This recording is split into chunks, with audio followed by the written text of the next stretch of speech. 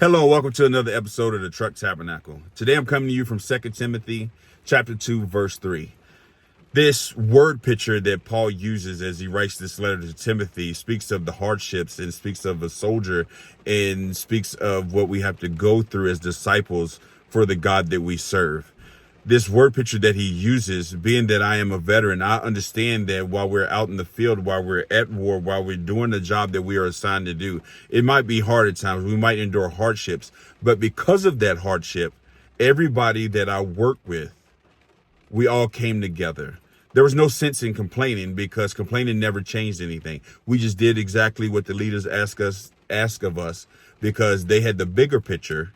And we were there to fulfill that picture so we can all meet that goal. Understand that the leader as disciples that we serve, the leader that we serve is God.